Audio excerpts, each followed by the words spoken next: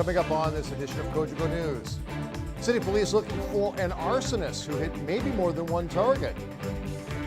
The latest on a new tariff war and lots of reaction to it.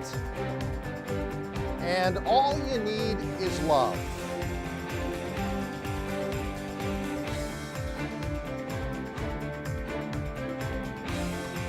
Hello again, everybody. Welcome to this Friday edition of Cogeco News. I'm Greg Esterbrooks.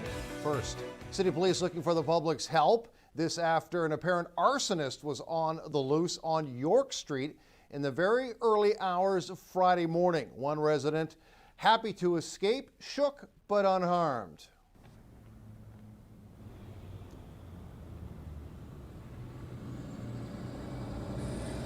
I came home from work at about midnight last night, and I ate something and went to bed. About 3 o'clock, I woke up from the smell of plastic burning. I checked my house because I thought maybe I turned a stove on or something, but that wasn't the case. I looked out the front door, and all I could see is flames. The North Bay Police, amazing people, they were out here on the scene right away. They called the fire department and they put the garbage can out, but I mean, the garbage can was so hot, like you could feel, when I opened the door, the front door, they told me go down to another door because it was so, the flames were just like, you could feel the temperature on the door. And the smoke just came billowing in the house. And of course, I'm not thinking, they're like, do you have a hose? So I'm running around the basement trying to turn the water on instead of getting out of the house, you know. Sometimes we don't take all the right choices in an emergency. But if it wasn't for the North Bay Police and the fire department, you know, I'm very lucky to be here today.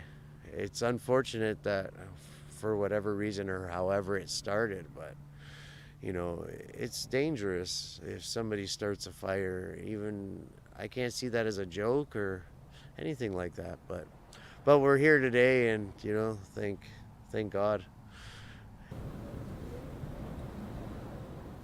Severio Macri, a happy and relieved man this Friday. A mini trade war is erupting between Canada and the U.S., who are by far Canada's #1 trading partner. It's about aluminum, and Vic Fideli says Donald Trump's move makes no sense. The Minister of Trade and Economic Development joins us via Skype from Toronto. By putting tariffs, it really is bad for the U.S. businesses. It's bad for the U.S. workers. It's very bad for U.S. families who will be paying more. We are their #1 trading partner. This is not how you treat your trading partners. So we encourage and welcome the federal government, their commitment to work with us to defend the interests of the aluminum sector. Do you think this is just simply election posturing? I've said all through the day as trade minister that this is more about communication than it is really about the goods. Again, we export about $2.6 billion worth of aluminum, mostly to the U.S. We import $3.3 billion worth of aluminum, 3/4 of it from the U.S. So, you know, it's absolutely an integral component for the Americans. Yeah, I was shocked that President Trump made the announcement in Ohio. There's 700,000 manufacturing workers in Ohio, and 300,000 of them wake up every single morning to go to work, to make products, to ship to Canada. So why would you do that to your largest trading partner? So it just makes absolutely no sense. It's more of a communications issue than anything to do with tariffs or trade. Now, today you've been doing a lot of communicating with media in Toronto. That's why you're still in Toronto, because today the job numbers came out. Locally, I did a story yesterday about how positive things were in Nipissing and specifically North Bay. Provincially, things are improving steadily, correct? Yes, very much so. In addition to the 338,000 jobs added last month, we saw 151,000 more added today, which tells us, you know, that we're continuing to stabilize the employment in Ontario. We're very happy. To me, Greg, it tells us our plan is working. We put a plan in of reaction and then the reopenings and now the recovery. And, you know, it's been very cautious and very gradual, but I think the fact that we're seeing our employment numbers continue in the right direction tells us that the plan's working. The Education Minister, Stephen Lecce, and the Premier, again, on the hot seat somewhat from some members of the media, depending on, depending on which media outlet you're talking to, are still raising some concerns about the kids going back to school in the fall. The Premier and the Education Minister have both said they're not going to deviate from the plan. And a lot of health professionals said it's very important for the students to be back in school in the fall in person, even though there may be some restrictions. Well, I know I listened to the Premier this morning, and he talked about the fact that everything we do will always be based off of the detailed advice from all of the leading medical and public health experts. He's told us that. But he also said that everything is based on emerging evidence. And so I think that those two words were pretty key. He talked about being flexible, being adaptable, being nimble, but always based on emerging evidence. I thought that was pretty clear today. And he's asked that the teachers and the school boards continue to work with the province to make sure that we put the children back to school in the safest possible way. The government has the power to lump tariffs onto U.S. products, and they are doing that because after the Americans announced what they were doing to aluminum, Canada's trade minister did just that. But first, before we get to that reaction, a review of the ending of the Canada Emergency Response Benefit Program, Serb. Here's Nipissing-Temiskaming MP and House Speaker Anthony Rota. Yeah, the whole idea is to phase Serb out and to transition those who can't get off it and are still looking for some kind of support onto the employment insurance plan. So there's a transition plan that is being formulated and should be out by the end of August so that people know exactly where they can go to and how they can transition to the next. Now in EI for contract workers or gig workers, it is a bit of an issue because they don't always qualify for employment insurance. That's being worked on. No one will be left behind. In regards to business supports, there are still some businesses out there, quite a few actually, that are still hurting. And even though the system has allowed some reopenings to a fairly good extent, I mean, I think about the entertainment sector, I think about to some degree the restaurant sector, there are still businesses that need help. Yeah, there are some that have reached out for help. The big one was being able to actually borrow some money, and 1/4 of it would be forgivable if by the time a couple of years go by. They are still looking at different options for businesses who are struggling. And the strange thing about this this situation with COVID is you have those who are doing very well. They're not in the majority, but there is quite a few that are doing well. And you have those at the other extreme who are basically almost shut down and not doing well at all. So it's a very strange situation. It's an election year south of the border. We're less than 100 days to the election, and perhaps this is election posturing, perhaps it's not. But the president of the U.S., Mr. Trump, has decided that it's time to levy some tariffs on aluminum. Canada, of course, is going to do something to reciprocate. It's not a great situation any way you slice it. You're absolutely right. I mean, putting a tariff on the aluminum that's being used in the United States hurts Canadian industry to a certain extent, but who it really hurts are the American taxpayers, those who actually use the product. It's raising their cost by 10%. It's not really doing anything because they need aluminum from Canada. It's a necessity. We continue our series on hepatitis C today. Glenn Peterson of the AIDS Committee of North Bay and area talks about Hep C in correctional institutions. You know, and when it comes to Hep C in prisons, there's a few things we should consider. Starting with, in 2016, a little above 25% of our federal prisoners incarcerated were infected with hepatitis C. The rate of infection in federal institutions is 36 times that of our general public. As for women, 33% of the women in our institutions are hepatitis C positive. And for Indigenous women, that number is even a lot higher. It's up to 44%. Most Canadian correction facilities have failed to engage the infection. They had the ability with the prisoners there to really have a good chance at treating this disease, and it's putting a lot of a risk to the public in general by releasing people who are infected and they know are infected, you know, when they could have simply been treated while they were there and they had them in one place. You know, the health status of our prison population is poor in comparison to our general public. To a large percentage of the population, childhood trauma, poverty, racism, colonialism, all these things come to effect and have had major effects on their mental health and their well-being. Prisons are one of the easiest places to address this problem with the inmates. As far as treating with Hep C, you have the individuals in one place for a long period of time. You know, as opposed to them being released and you know, being just a risk to our society in general. You're letting out people who are infected with a contagion.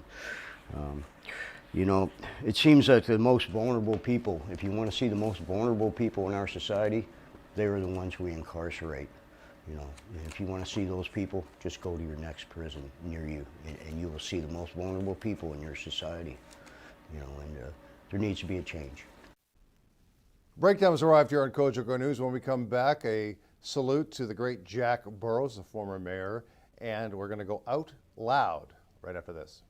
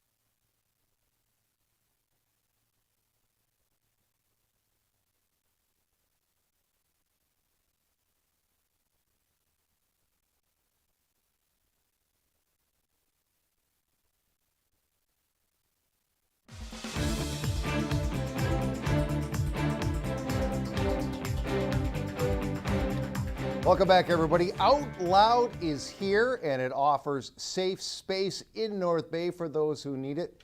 The main goal, or they have many goals, but the main goal is to have a sanctuary of sorts for North Bay's LGBTQ2S youth. Cut the ribbon!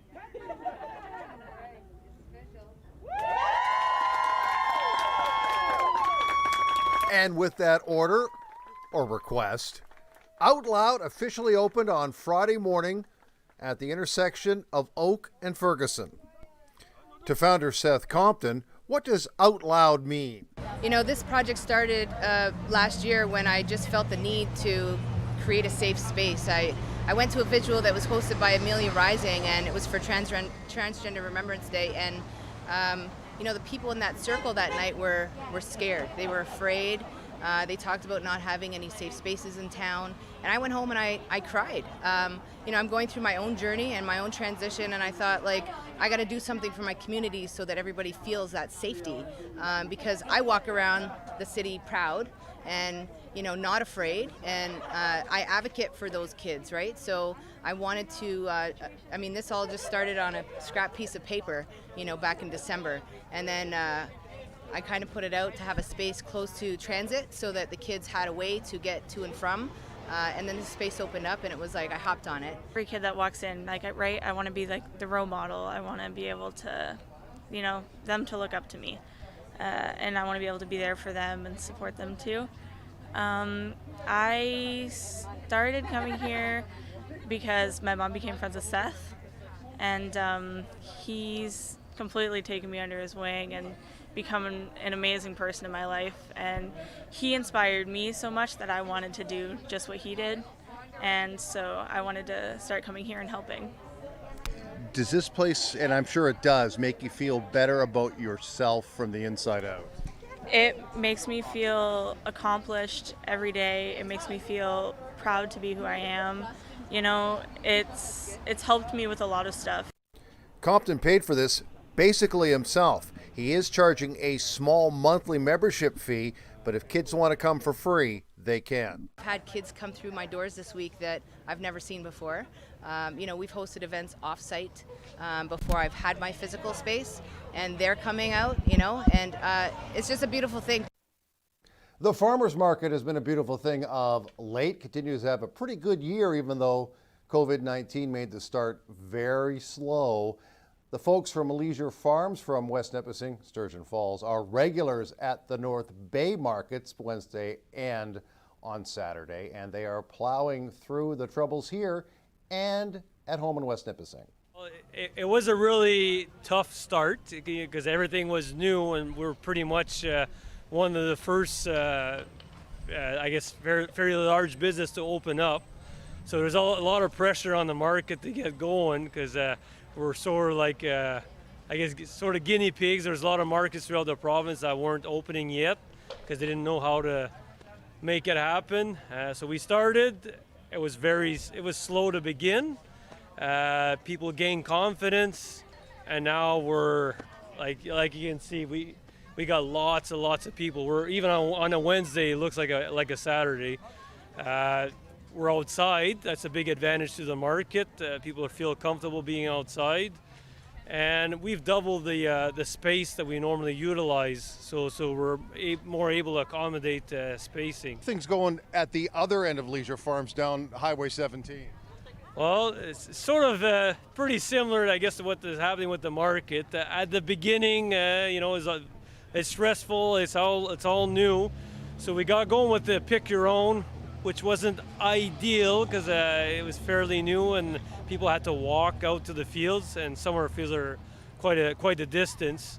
But once the strawberry season was finished, we started off with raspberry season, and it's been actually better than a lot of years. So because it's very close to the store, and they were very plentiful. So now we're on the tail end of the raspberry season, but we're full blast into the vegetable season, and that's going very well right now. Okay, wait, I think we might have bet. Many years I've gone out there for your Halloween. I hope there's going to be a Halloween 2020. What can you tell us? Well, I can say that I do believe we will have activities. Exact details how we're going to operate, I can't plan on that right now because things change. I think a lot of it will depend how it goes when school reopens. So, but we will have activities. It's just the exact details we'll know pretty much last minute. I hope they have activities. Okay, a plaque naming the public space outside the North Bay Museum in honor of the great Jack Burrows was quietly unveiled by and to his family today. Mayor MacDonald joined members of the Burrows family at the Civic Square site, now called Jack Burrows Place, for an unofficial unveiling. Of course, COVID-19 kind of negated the chance to have an official big splashy opening. The naming of the space in honor of Burrows is a result of a council motion last year which received unanimous support, of course. A community dedication which was originally anticipated will now be held at a later date when large public gatherings are no longer restricted. It's hard to believe that Jack Burrows has been gone from us for more than 7 years. Breakdown has arrived here on the newscast. Weather when we come back.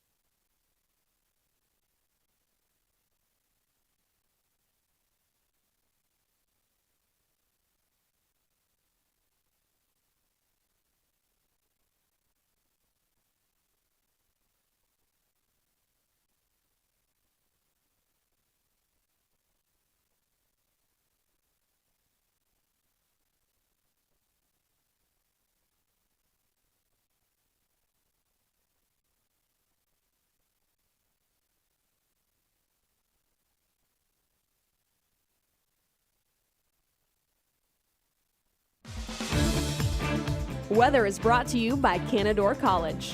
Great things happen here. Welcome back, everybody. Weather time is upon us. The start of the weekend is great. The end of the weekend, a little bit of cloud, small chance of showers, but just a small chance. Let's get to the 5-day forecast brought to you by Environment Canada and, of course, Canadore College. Overnight tonight, it is going to be, well, just a couple of clouds. 13 is the low, a couple of fog patches. Sunny on Saturday, the 8th of August. 27 the high, 31 the humidex, UV index 8 or very high. Pretty good chance of a shower, though, overnight on Saturday. And 18 degrees is low. Mix of sun and cloud on Sunday with a small chance of showers, less than 50. High of 28. Chance of a shower Sunday night and a low of 19. Monday, pretty good chance of a shower and a high of 25. Diminishing showers overnight on Monday and a low of 16. Tuesday, it's going to be nicer. 27 and 14. And even though we're not getting to it, the middle and end of next week looks to be hot and sunny. That's the long-range forecast for you. Yesterday, the high was 23, the low was 10. The normals for this time of the year are 24 and 13. Hockey. Yes, hockey and more when we come back right after this.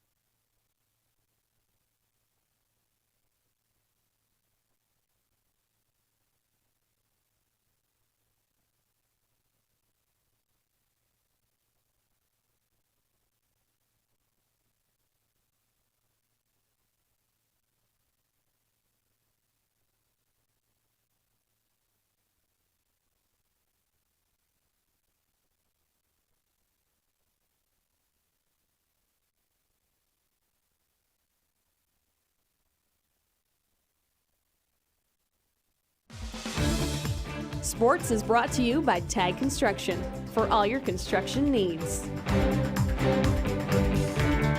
Welcome back, everybody. Sports time and some hockey. The Voodoos have no idea when they're going to be playing, and they won't be playing unless they have fans in the stands. That's pretty much the OHL story, although they haven't said that yet. But they are continuing to sign players. They signed graduating North Bay and District AAA forward. He's the guy on the right with the cute hair. I know him very well. Ethan Mason. The club announced on Thursday Mason, who was an affiliate with the Voodoos last season, had 31 goals and 25 assists, 56 points in 33 games with the Trappers last season. A great kid, and we wish him all the best with the Voodoos. To the battalion, Adam Dennis promises the hard work will continue for the battalion, even though, as you saw when we went to break, the office is closed for the public. The roster will be doing hockey-like things either on the ice or on the computer until December. North Bay has high hopes for this season. They just hope it starts sometime. You try and create structure. I think that's what, for me, getting a date of December 1st is nice for someone like myself, because now you know exactly how much time until that date. Now, there's details that we have to fill in for sure, but at least you can start getting a better idea. You can start forecasting a little bit more and getting a clearer picture of what it's going to be. So hasn't been easy for someone like me. I certainly am one that likes routine and plans and all that. But it's not a normal time for anybody, and I think, you know, when you can start to accept that and realize that now there are some things that you can control, you just work with that, and then the rest will take care of itself eventually. If the league starts December 1st, it's going to be a 64-game schedule with less travel, different scheduling altogether. Could mean the specter of 16 games versus Sudbury and 16 games versus Barrie. It could. I think that the important part is at our core we're a development league. So whether we play Barrie Colts, Sudbury Wolves 15, 16 times, I think it's important that our guys are getting on the ice. They're developing.